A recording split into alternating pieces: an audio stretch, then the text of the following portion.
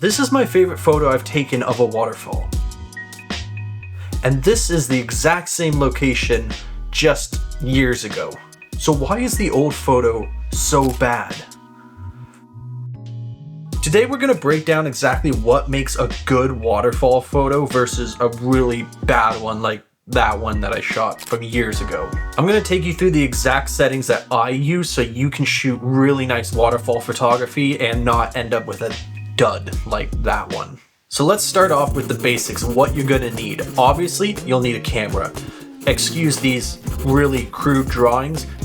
Number 2 is you'll need an ND filter.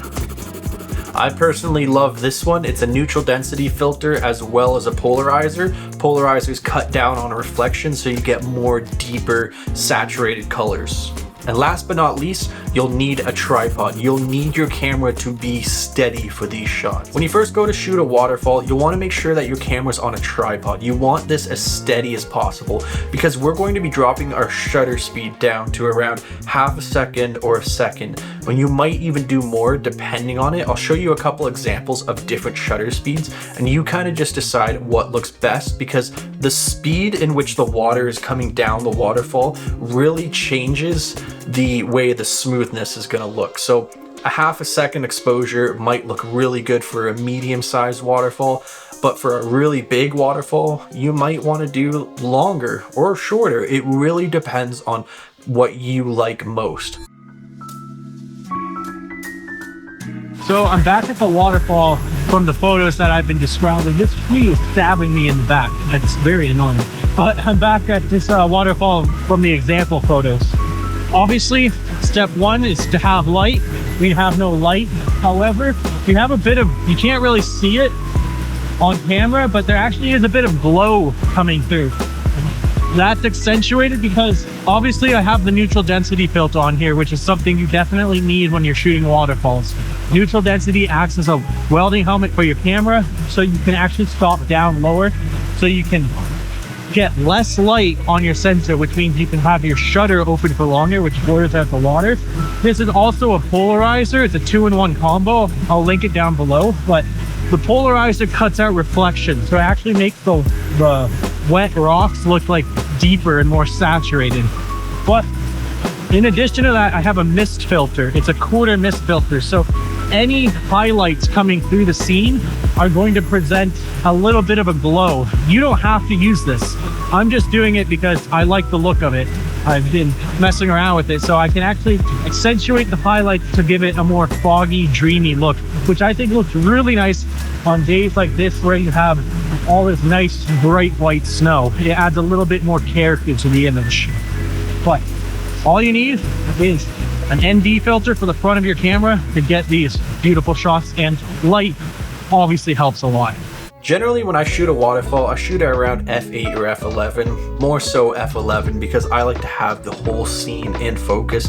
I generally like to put stuff in the foreground as well as the background, and I want all of that to be sharp. Whenever you're shooting waterfalls on a tripod, always have at least a 2-second timer on, so that way when you hit the shutter, any sort of movement in your tripod isn't going to blur out anything in the shot.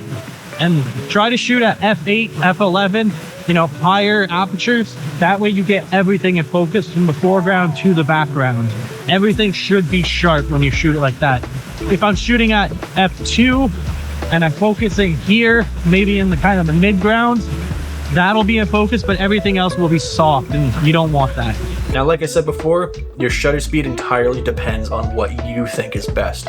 Usually if a waterfall's rushing really fast, I'll do a faster shutter speed, like half a second. If it's a slower waterfall or there's lots of sections where the waterfall's breaking off, I'll go longer. That way I have more streaks that can smooth out. I think it makes a more pleasant look. Generally, you want to shoot at ISO 100. For a lot of these shots that I just did, I did a bunch of test shots at different shutter speeds. So like 1 second, 4 second, 10 second, 15 second, and 30 second, just to show you what the water looks like, because it does look different at these different shutter speeds. And you might not like it at 30 seconds, you might like it at 1 second. To me, it depends on the speed of the water. Usually for this waterfall, I like 1 to 2 seconds. If it's Spring, half a second is good because you get a lot of the runoff coming down. I think that's best. But generally, ISO 100 for this is best. It really does kind of depend on the day you're shooting and how much light you have. That's kind of the deciding factor. You can play around with your ND filter, open it up a little bit, close it down. Just play around with the settings on your camera and the settings on the front of your ND filter. That way you can get your ISO down to where you want it. So let's talk about how to compose a waterfall shot, because composition really does matter here. Because if you look at the newer photo, this photo looks very balanced. If you look at my older photo, that's complete garbage. It's not balanced. It doesn't really show anything. See, with the better shot, you have nice light, you have this rock in the bottom, and you have this bridge at the top, and they kind of complement each other in their placement. One is in the bottom lower corner, and the bridge is up near the top corner, and your eye starts at the rock and works its way up to the bridge. It's kind of a natural progression. You can either work from the bridge down to the rock, or the rock up to the bridge. The problem with the bad photo is there's nothing in the foreground, and the water just comes down and just kind of goes nowhere out of frame. It's not balanced. It's just kind of the equivalent of somebody walking up to a waterfall and going, neat. That's it.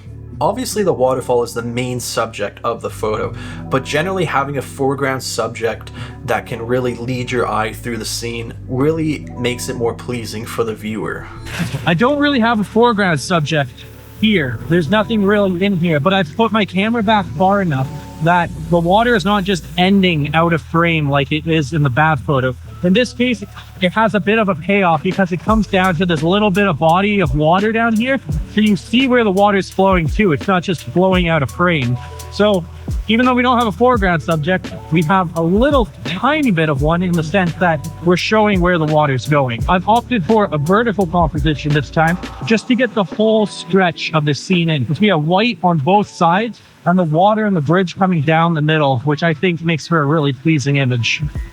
Now, lighting plays a massive role here too, because if you look at the bad photo, there's no light whatsoever, and I even went darker for some reason in editing, but there's nothing complementing the scene. There's nothing adding any of that micro contrast to any of the rocks. You don't see any sheen on the rocks. There's no light poking through that's making certain elements pop more than others.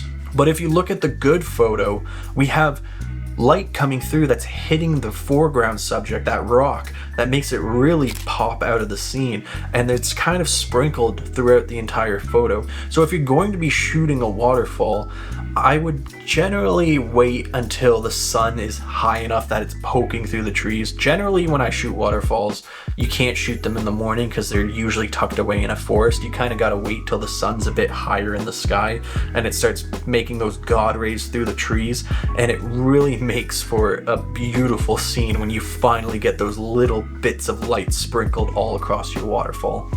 And the nice thing about having that light too in the editing process is you can really start to separate with luminance masks, make certain areas pop and certain areas be darker, and makes for a really cool look. Good light doesn't need to be dramatic, it just needs to be intentional. A little bit of soft light sprinkled through, it will make a huge difference, a world of difference. When you finally get your composition right, just take a look at where all the colors are in your scene, because if you just take a second and kind of just see where all the colors are, you might want to change your perspective a little bit to show more of this tree or more of the moss on the rocks. Just take a second before you take the shot just to make sure that that composition works with all the colors. And then when you bring it into your editing software, that's where you can start tweaking the colors a little bit. In this case, there's not a ton of color here, but I do have a little bit of green up in the trees. And I think that really kind of breaks up the top half of the image versus the bottom half of the image. So I want to include that. I don't want to include too much of the sky, but a little bit of the greenery from the pine trees, I think should make for a pretty decent shot. Just breaks up the image a little bit, but you can move your compositions to include the color to make your shot look more dynamic. This image from years ago, I don't know why it's edited in the way it's edited, but that is way too far. Do not do what I did. Now, if you look at my current photography, it's a more natural look. I do like to do a lot of desaturated colors, a little bit of a more filmic look, but I still try to stay true to how the scene was when I shot the photo. So if there's a lot of fall colors, I'll accentuate the fall colors. If I shot it in winter, I'll accentuate a little bit of the blues, but it's really easy to go too far. Now, a good tip for if you think you're going too far with pushing all of these colors is just leave. Go get a coffee, go for a drive, go to bed, wake up the next day, open up your laptop or your computer, take another look at that photo, and if it still looks fine, then post it, print it. You're done. But if you come back to it and look at it and you're like, oh God, what did I do? Then just repeat the process. Edit the photo, get it looking better again, go for a walk, come back, take another look at it. Because you can really go too far when you start pushing all of the colors and you kind of get blind to it. You know, you start looking at it like, oh, this is the best thing I've ever done. Turns out it's absolute dog shit. It happens. Just take a break. Have a Kit Kat. Right now we're at ISO 100 f11 and we're doing a 2-second exposure. I think that looks like a pretty good shot.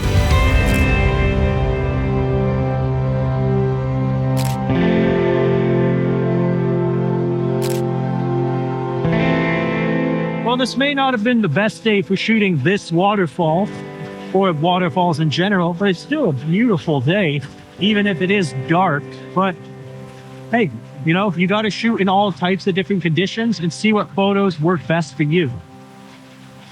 So yeah, in short, don't do what I did with that crappy ass waterfall. Shoot more like I do now and you'll get better waterfall photos. If you guys enjoy this content, subscribe. I'd love to see you back here hanging out in another video, and check out this stuff if you're interested in seeing more of me. There's a lot of good stuff there. You should click it. All right. That's it. Have a good one, guys. Peace.